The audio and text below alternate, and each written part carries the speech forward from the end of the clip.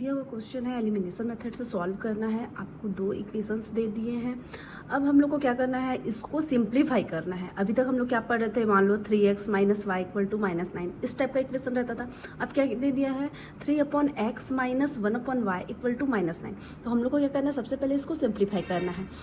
तो हम लोग क्या करते हैं, सॉल्यूशन में सबसे पहले एज्यूम करते हैं, लेट मान लेते हैं, ठीक है। माना 1/x इक्वल टू, आप कुछ भी मान सकते हो, हम लोग u मान लेते हैं, and 1/y equal to v। तो यहाँ से इक्वेशन देखेंगे, ये क्या है 3/x। 3/x को हम लोग क्या लिख सकते हैं, 3 × 1/x लिख सकते हैं, माइनस 1/y इक्वल टू -9। अगर इस इक्वेशन को सॉल्व करें, 1/x की जगह हम लोग क्या मान लिए हैं, u। तो 1/x की जगह क्या लिख सकते हैं, u माइनस 1/y क्या है, v इक्वल टू -9। इसको मान लेते हैं हम लोग इक्वेशन नंबर 1। अब दूसरे वाले इक्वेशन से देखो क्या है 2/x। तो 2/x को हम लोग क्या लिख सकते हैं, 2 × 1/x plus 3/y means 3 × 1/y equal to क्या है 5 है। अब 1/x की जगह क्या लिखना है, u प्लस 3, 1/y की जगह क्या लिखना है, v इक्वल टू 5। ये हो गया आपका इक्वेशन नंबर 2। अब हम लोग एलिमिनेशन मेथड देखते हैं। एलिमिनेशन मेथड में क्या करते हैं, सबसे पहले हम लोग को एक वेरिएबल को हटाना होता है, ठीक है। एक वेरिएबल्स को हटाना है तो हम लोग सबसे पहले क्या देखते हैं, कोफिशिएंट देखते हैं। तो इक्वेशन 1 में u का कोफिशिएंट क्या है, 3 है, और इक्वेशन 2 में u का कोफिशिएंट क्या है, 2 है। जबकि इक्वेशन 1 में v का कोफिशिएंट क्या है, 1 है, और 2 में v का कोफिशिएंट क्या है, 3 है। तो अगर हम लोग इक्वेशन 1 में 2 से मल्टीप्लाई कर दें तो ये क्या हो जाएगा, 6u हो जाएगा। और अगर इक्वेशन 2 में 3 से मल्टीप्लाई कर दे तो भी ये क्या हो जाएगा, 6u हो जाएगा। या फिर हम लोग को कोई भी एक वेरिएबल को हटाना है, जरूरी नहीं है कि हम लोग u को ही हटाएं, हम लोग v को भी हटा सकते हैं। तो v को कैंसिल करने के लिए क्या करना पड़ेगा हम लोग को, अगर इक्वेशन 1 में मैं 3 से मल्टीप्लाई कर दूं तो ये क्या हो जाएगा 3v। और अगर इक्वेशन 2 में मैं 1 से मल्टीप्लाई कर दूं, है ना, क्योंकि इसका कोफिशिएंट क्या है, 1 है, तो 1 से मल्टीप्लाई कर देंगे तो ये क्या रहेगा 3v। और ये पहले से भी 3v है, तो अगर आप मल्टीप्लाई नहीं भी करोगे इक्वेशन 2 में तो ठीक है, ठीक है। अब मल्टीप्लाई करते हैं इक्वेशन 1 में 3 से। जब भी मल्टीप्लाई करते हैं हम लोग को क्या करना है, बोथ साइड मल्टीप्लाई करना है, दोनों साइड मल्टीप्लाई करते हैं।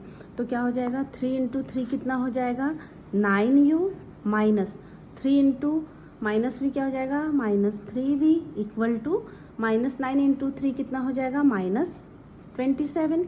इसको मान लेते हैं इक्वेशन नंबर 3।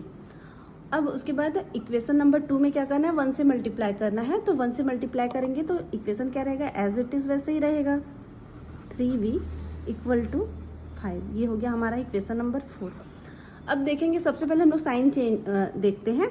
तो ये एक प्लस है और एक माइनस है, मतलब अगर इसको ऐड कर देंगे तो कैंसिल हो जाएगा। अगर दोनों प्लस होता तो हम लोग क्या करते, सब्ट्रैक्ट कर देते। तो अब हम लोग क्या करेंगे, इक्वेशन नंबर 3 और 4 को ऐड करेंगे।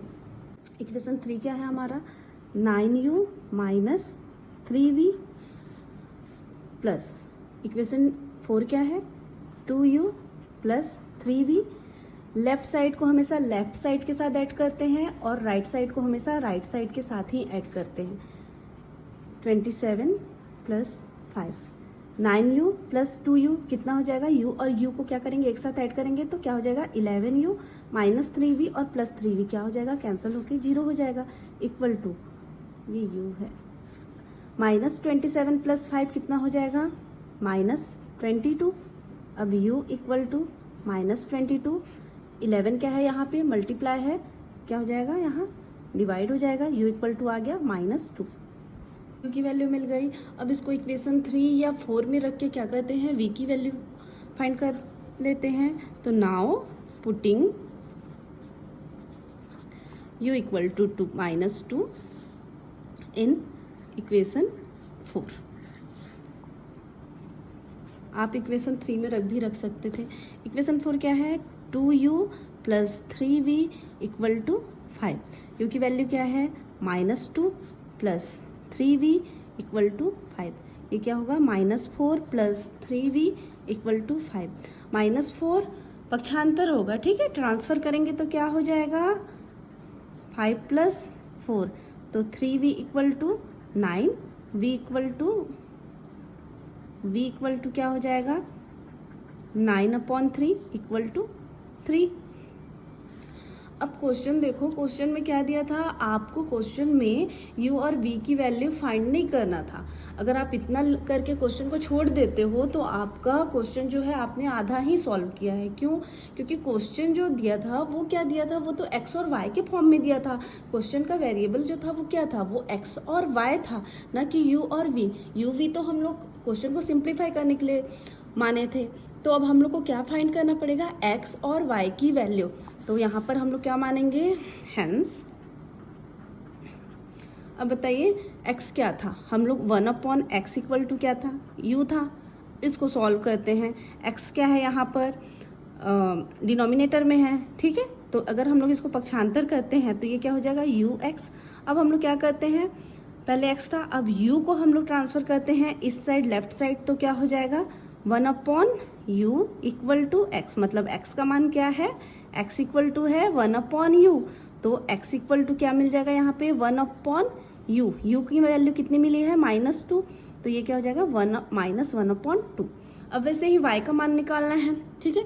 तो y क्या हो जाएगा 1/y इक्वल टू हम लोगों ने क्या माना था, v माना था। अब इसको भी वैसे ही ट्रांसफर कर लो, 1 इक्वल टू v y।